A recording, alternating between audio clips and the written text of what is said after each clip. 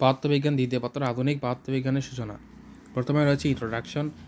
বিংশ শতাব্দীতে Albert Einstein এবং আপেক্ষিক তত্ত্বের মাধ্যমে 1905 সালে তিনি মাত্র 26 বছর বয়সে তিনি আপেক্ষিকতার বিশেষ তত্ত্ব প্রদান করেন। 1665 খ্রিস্টাব্দে বিজ্ঞানী নিউটন আলোক কণিকা তত্ত্ব এবং 1678 সালে বিজ্ঞানী হাইগেন্স তরঙ্গ তত্ত্ব এবং 1886 সালে বিজ্ঞানী ম্যাক্সওয়েল আলোক তড়িৎচুম্বকীয় তত্ত্ব প্রদান করেন। 1887 খ্রিস্টাব্দে জার্মান বিজ্ঞানী হেনরিক হার্টজ পরীক্ষামূলক চুম্বকীয় তত্ত্ব প্রতিষ্ঠিত করেন। কালে তিনি আকস্মিক তড়িৎক্রিয়া আবিষ্কার করেন। কৃষ্ণ বস্তুর বিজ্ঞানের ব্যাখ্যা করতে গিয়ে 19 সালে বিজ্ঞানী ম্যাক্সওয়েল কোয়ান্টাম তত্ত্ব প্রদান করেন। একটি কোয়ান্টামের শক্তি E সমান hv, এখানে v হচ্ছে তার কম্পাঙ্ক, h হচ্ছে একটি ধ্রুবক যা প্লাঙ্কের ধ্রুবক নামে পরিচিত। 1924 খ্রিস্টাব্দে ফরাসি বিজ্ঞানী দি ব্রগলি দেখান যে একটি কণা স্রোতে ও তরঙ্গের মতো আচরণ করতে পারে। অর্থাৎ ম্যাক্সওয়েলের আলোক কোয়ান্টাম তত্ত্ব, আইনস্টাইনের আপেক্ষিক বিশেষ তত্ত্ব প্রবর্তনের মাধ্যমে আধুনিক পদার্থবিজ্ঞানের শুরু হয়েছে। আধুনিক পদার্থবিজ্ঞানের শাখাগুলি হলো কোয়ান্টাম বলবিদ্যা, কোয়ান্টাম বলবিদ্যা, পরমাণু ও নিউক্লিয়াস পদার্থবিদ্যা, আপেক্ষিক তত্ত্ব, জ্যোতির্বিজ্ঞানবিদ্যা, বায়োমেডিক্যাল পদার্থবিদ্যা, পরিসংখ্যান বলবিদ্যা, কঠিন অবস্থায় পদার্থবিদ্যা, আবহাওয়া বিজ্ঞান ও জিও পদার্থবিদ্যা। প্রসঙ্গ কাঠামো।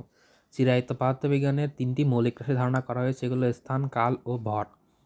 প্রসঙ্গ কাঠামো দুই প্রকার, জড় প্রসঙ্গ কাঠামো, অজড় প্রসঙ্গ কাঠামো। এটি দুই ধরনের প্রসঙ্গ কাঠামো আলোচনা করা হলো। পরস্পরের সাপেক্ষে ধ্রুববেগে গতিশীল যে প্রসঙ্গ কাঠামো জড়তার সূত্র নিউটনের গতিসূত্র প্রযোজ্য হয় তাকে জড় প্রসঙ্গ কাঠামো বা জড়তার কাঠামো বলে। তাকে অভ্যন্তরীণ কাঠামো বা গ্যালিলিওর কাঠামো, নিউটনের কাঠামো বলা হয়।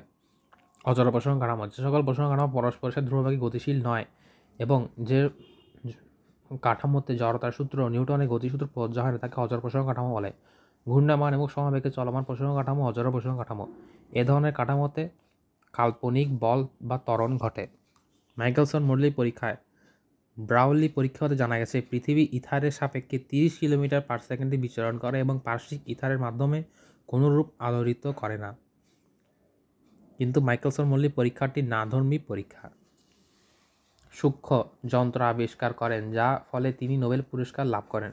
তিনি হলেন মাইকেলসন, যার পরীক্ষার জন্য তিনি অভূতপূর্ব সূক্ষ্ম যন্ত্র আবিষ্কার করেন। এই যন্ত্রে একটি রং বিশিষ্ট আলোক রশ্মি যা হতে লেন্সের মাধ্যমে সমান্তরাল হয়ে রশ্মি 45 ডিগ্রি কোণে হেলানো এবং একটি অর্ধস্বচ্ছ কাঁচ প্লেট P1 এর ওপর পাতিত হয়। ব্যবহৃত আলোর তরঙ্গ দৈর্ঘ্য হল λ সমান 6 × 10⁻⁵ সেন্টিমিটার ইনভার্স। পরীক্ষার ফলাফল বিশ্লেষণ।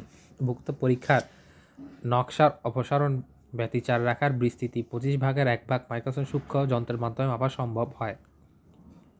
আইনস্টাইন তার দ্বিতীয় স্বীকার্য বলেছিলেন শূন্য স্থানে আলোর বেগ সার্বজনীন ধ্রুবক। মাইকেলসন মডেল এবং বিজ্ঞানী মডেল ইথারের অস্তিত্ব প্রমাণের জন্য পরীক্ষা সম্পাদন করেন এবং তাদের পরীক্ষাতে নিম্নলিখিত সিদ্ধান্তে আসা যায়।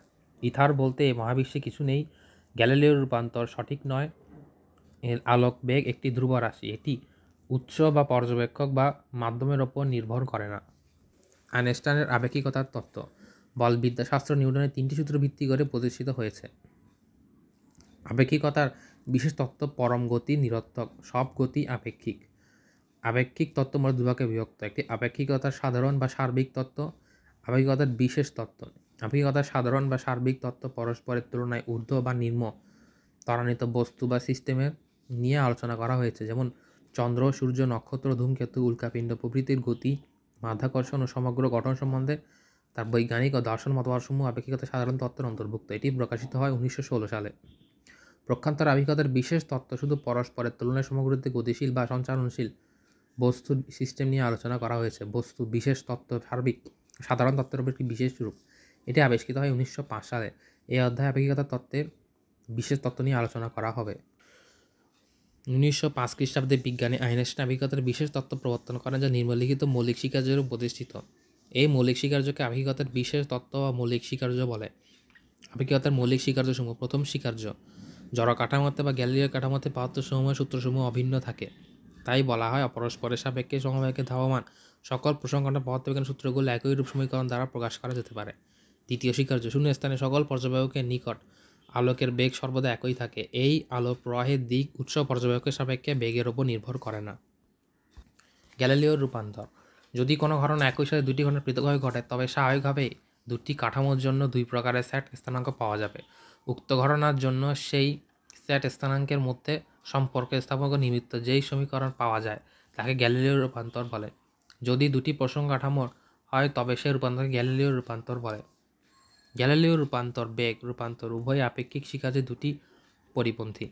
গ্যালিলীয় রূপান্তরের সীমাবদ্ধতা: আপেক্ষিক বিশেষ তত্ত্বের প্রথম স্বীকার্য অনুসারে অচ ও চ প্রসঙ্গ, অজড় ও জড় প্রসঙ্গটা পার্থক্য সূত্রগুলো অবশ্যই একই রূপ হতে হবে, কিন্তু তড়িৎ চৌম্বকীয় সূত্রগুলোর ক্ষেত্রে এই কাঠামোর জন্য প্রযোজ্য সমীকরণগুলো অপর কাঠামোতে প্রকাশ করতে গেলে ভিন্ন রূপ হয়।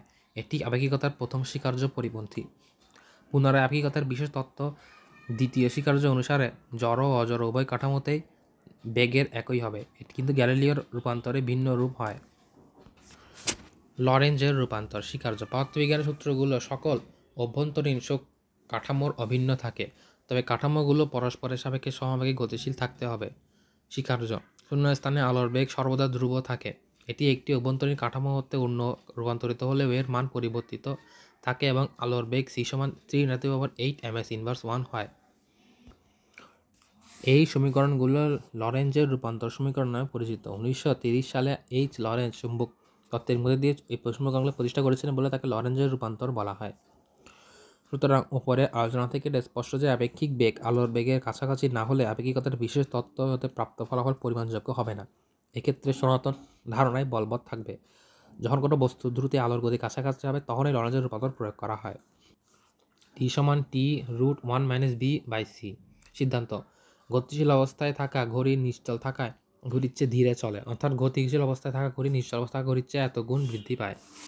পর্যবেক্ষকের সাপেক্ষে বস্তুর দৈর্ঘ্য অবস্থান ওই বস্তুর স্থির অবস্থা দৈর্ঘ্যের চেয়ে ছোট, একে দৈর্ঘ্য সংকোচন বলে। লরেঞ্জের ফিট-লেরজার সংকোচন: অতএব এস কাঠামোতে কোনো পর্যবেক্ষকের সাপেক্ষে একটি নিকট এস কাঠামোতে দণ্ড l-b² পরিমাণ ছোট মনে হবে। আপেক্ষিক তত্ত্ব অনুসারে বস্তুর বেগ ভরের বৃদ্ধি পায়, এ ঘটনাকে ভরের আপেক্ষিকতা বলে। যে গতিশীল কোনো বস্তুর ভর নিশ্চল বস্তুর চেয়ে বেশি, এটি বেগ সাথে বস্তুর ভর বৃদ্ধি ঘটে। অন্যভাবে বলা যায় একটি বস্তু আলোর বেগ ধাবিত হলে তার ভর অসীম হবে। এটি হলো বিজ্ঞানী আইনস্টাইনের ভর ক্রিয়ার সমীকরণ। এটি হলো E = mc²।